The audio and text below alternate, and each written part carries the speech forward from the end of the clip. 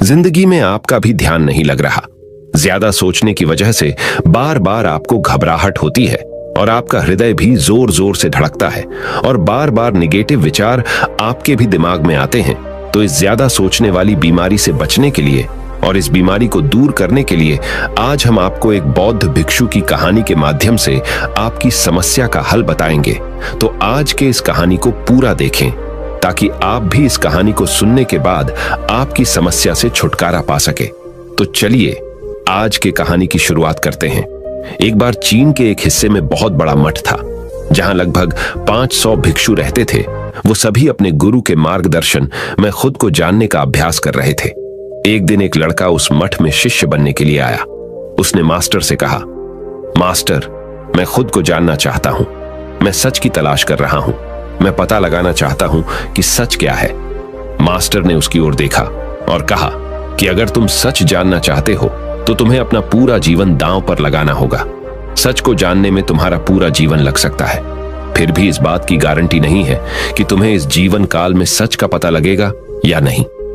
क्या तुम इसके लिए तैयार हो? शिष्य ने कहा। मास्टर, मैं यहां पीछे मुड़ने के लिए नहीं आया हूं। मैं इसके लिए तैयार हूं। गुरु ने कहा, अगर ऐसा है तुम एक काम करो। इस मठ में 500 भिक्षु है। तुम उनके लिए चावल कूटने का काम करो। बस सुबह से शाम तक चावल कूटने का ही काम करो और जब तुम थक जाओ तो सोने चले जाओ।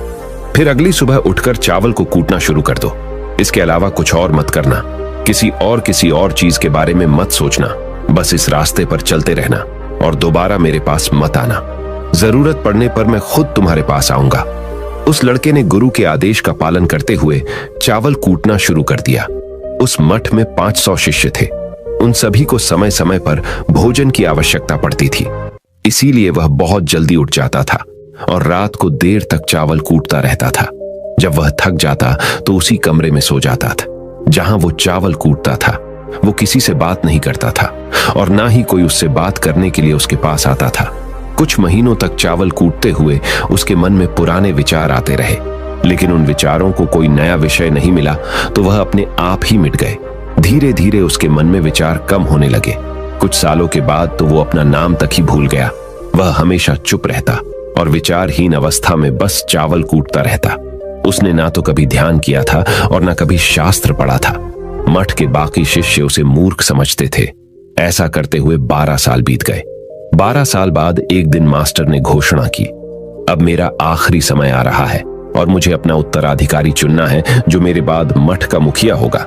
इसीलिए मेरा कोई भी शिष्य है जिससे लगता है कि उसे आत्म साक्षात्कार हो गया है और उससे खुद को जान लिया है, तो रात को मेरे दरवाजे के पास आकर इस दीवार पर कुछ पंक्तियां लिखें जिसमें उसकी जिंदगी का सारा अनुभव समाया हो। कई शिष्यों ने ऐसा करने के बारे में सोचा, पर मठ के प्रमुख शिष्यों में से एक ने वहां जाकर कुछ पंक्तियां लिखी। उसे बौद्ध धर्म ग्रंथों का बहुत ज्ञान था।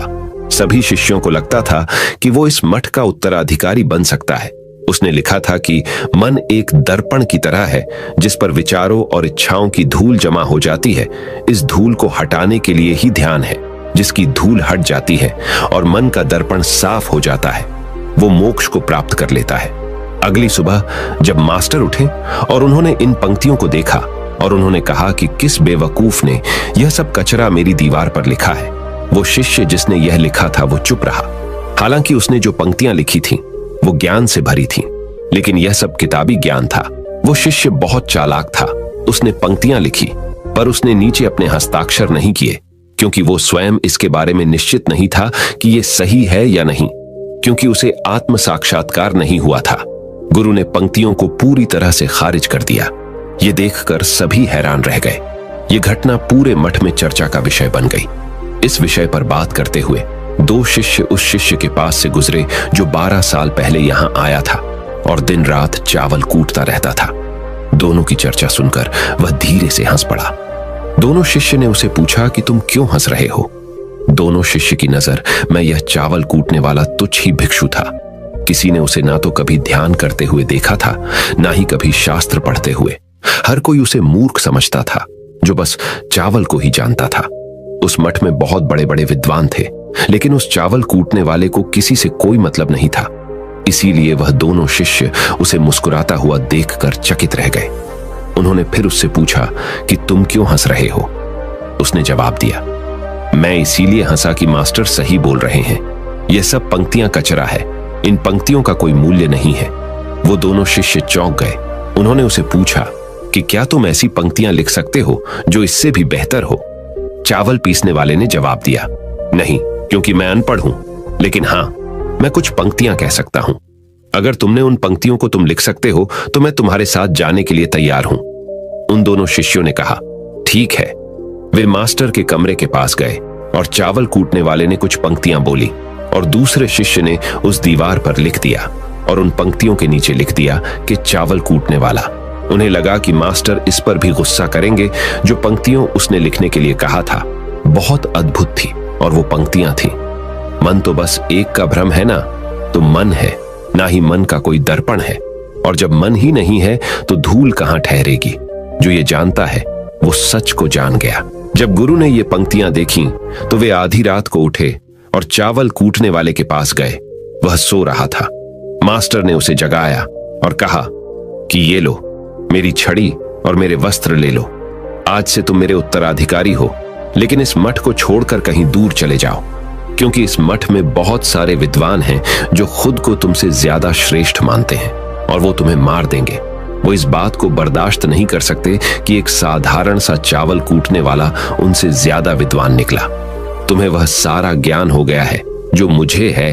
तुम्हें यह सारा ज्ञान चावल कूटते कूटते हुआ है और मुझे पता है कि तुम जहां भी जाओगे लोग तुम्हारे पास आने लगेंगे, क्योंकि जब कोई फूल खिलता है तो उसकी महक हर तरफ फैलने लगती है। उसने अपने गुरु के पैर छुए और रात को ही वहां से चला गया। अगर हम अपनी जिंदगी में देखें तो पाएंगे बहुत से लोग सोचते हैं कि ध्यान केवल एक ही जगह बैठकर आंखें बंद कर कर ही किया जा सकता है, लेकिन हकीकत में ऐसा नहीं है। ध्यान तो चलते चलते भी किया जा सकता है, अपना कुछ काम करते हुए भी ध्यान किया जा सकता है। असल में ध्यान का मतलब यह है कि आप जो भी काम कर रहे हैं उसे अपनी शिद्दत से करें कि आपको आपके शरीर का ख्याल भी ना रहे। बिल्कुल उस चावल पीसने वाले की तरह जो चावल कूटने में इतना मग्न हो गया कि उसको खुद का कोई ख्याल ही नहीं रहा। उसने चावल कूटते हुए ही उसने आत्म साक्षात्कार प्राप्त कर लिया। हर समय वर्तमान में रहना और कुछ नहीं सोचना। मन तब तक ही है जब तक विचार है। जब विचार ही नहीं रहेंगे तो मन भी गायब हो जाएगा। जब मन ही नहीं रहेगा तभी तुम अपने आप को अच्छे से जान पाओगे। असल में हमें अपने वास्तविक रूप को जानने के लिए कोई अन्य साधना करने की आवश्यकता नहीं है। हम जो कुछ भी कर रहे हैं बस उसमें हमें पूरी तरह से खो जाने की जरूरत है। अपने काम में इस कदर से लीन हो जाओ कि आपका काम भी ध्यान बन जाए। ज्यादा सोचने वाले लोगों के लिए दूसरी रहस्यमयी कहानी अब हम आपको बताएंगे, तो चलिए कहानी की शुरुआत करते हैं।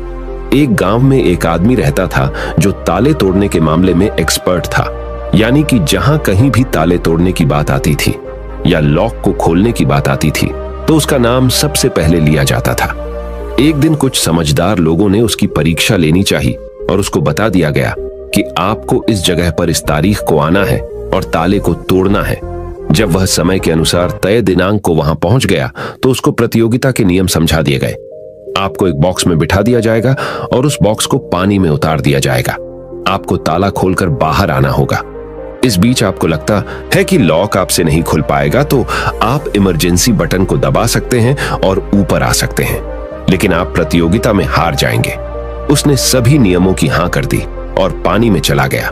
जैसे ही वह पानी में पहुंचा तो उसने जेब में से एक तार निकाला और लॉक को खोलने की कोशिश करने लगा। 4 से 5 बार कोशिश करने के बाद वह बार बार विफल हो रहा था, लेकिन उससे लॉक नहीं खुल रहा था। अब ज्यादा समय तक पानी में रहना उसके लिए और भी मुश्किल था, क्योंकि सांस रोकना आसान नहीं था। फाइनली उसने अपना पूरा दिमाग लगाया और एक बार अंतिम प्रयास किया। वह विफल हुआ और उसने इमरजेंसी बटन दबा दिया। धीरे धीरे ऊपर आने लगा। पानी के ऊपर आए बॉक्स को बाहर निकाला गया और हल्का सा धक्का देकर खोला गया। वह अचंभित हो गया कि एक बार भी मेरे दिमाग में यह ख्याल क्यों नहीं आया कि मैं इसको धक्का देकर खोलूं।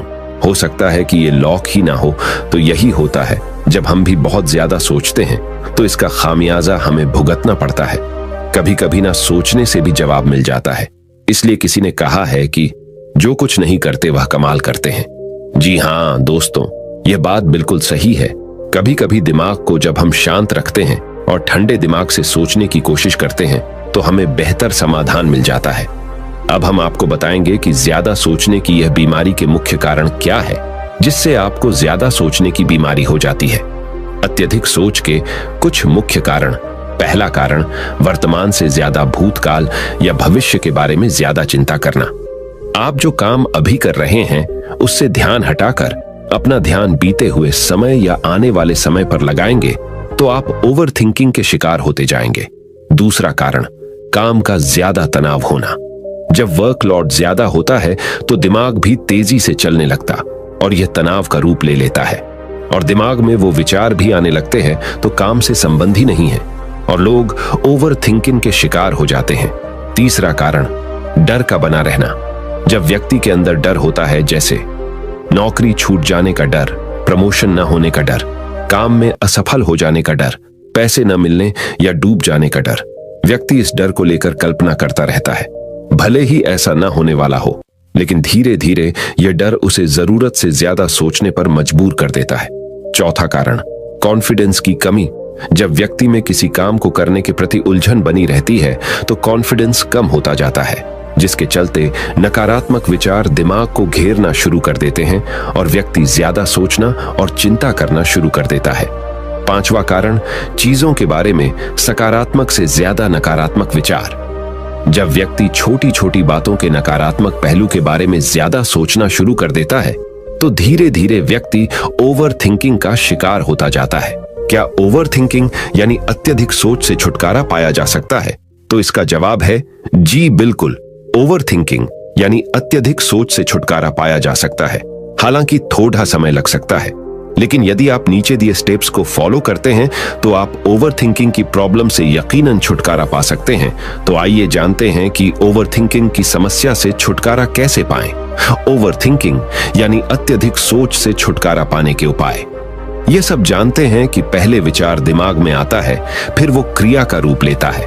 हमें कोई भी काम सोच समझकर करना बहुत जरूरी है, पर किसी काम को लेकर जरूरत से ज्यादा सोचना और वो बातें भी सोचना जो काम से संबंधित नहीं है, आपको और आपके काम दोनों को नुकसान पहुंचाता है।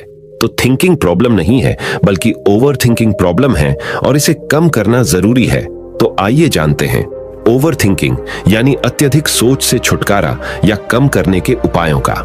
पहला उपाय, स्वीकार करें कि आप जरूरत से ज्यादा सोचते हैं। इस बात को मन से स्वीकार करें कि आप ज्यादा सोचते हैं और आपको ऐसा नहीं करना है। जब आप इस बात को स्वीकार कर लेंगे तो आप इससे छुटकारा पाने के लिए अपने आप को तैयार कर लेंगे। आप ओवर थिंकिंग को लेकर जागरूक हो जाएंगे। जब भी आपको लगे कि दिमाग में फालतू विचार चल रहे हैं, तुरंत उसे वहीं रोक दो और ये सोचना शुरू करो कि आपने सोचना कहां से शुरू किया था।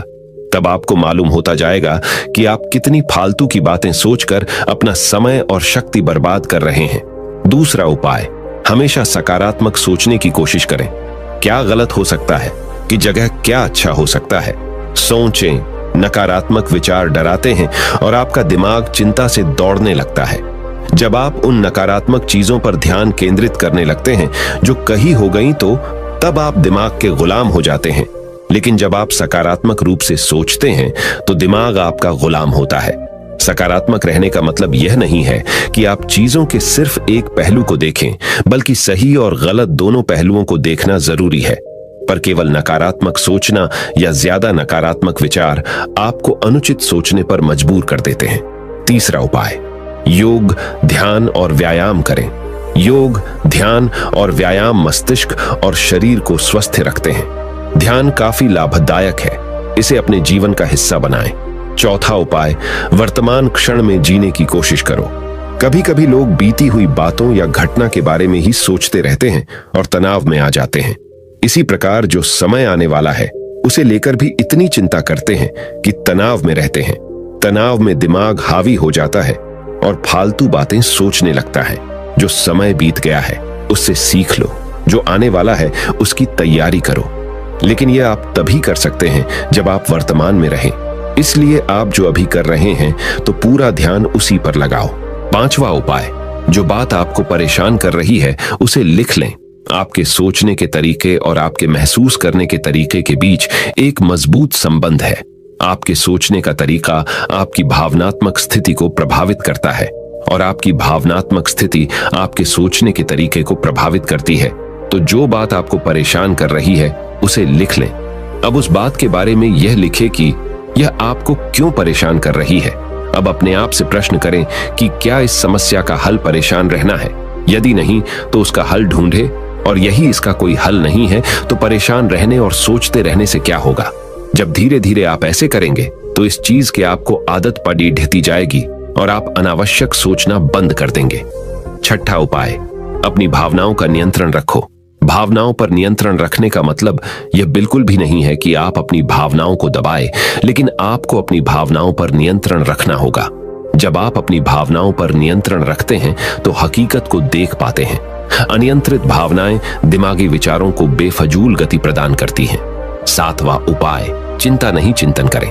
चिंता ओवरथिंकिंग को जन्म देती है और चिंतन क्रिएटिविटी को जन्म देता है। फालतू सोचने की जगह कोई कहानी, कोई लेख, कविता या कुछ रचनात्मक सोचें। आठवां उपाय, अपने पसंद की चीजें करें। जब भी आप फ्री हो तो कोई भी ऐसा काम करो जिसे करना आपको अच्छा लगता हो। किताबें पढ़ें, गाने सुने, गाने गाएं, घूमने जाएं। यदि आपके घर में बच्चे हैं तो बच्चों के साथ खेलें। अपने दोस्तों से साथ समय व्यतीत करें। नौवां उपाय, अपना सर्वश्रेष्ठ स्वीकार करें। जब आप ज्यादा सोचते हैं तो न चाहते हुए भी आप नकारात्मक बातें सोचते हैं और अपने आप को औरों से कम आंकने लगते हैं। याद रखें, कोई भी परफेक्ट नहीं होता। जो आप हैं, आप जैसा कोई नहीं है।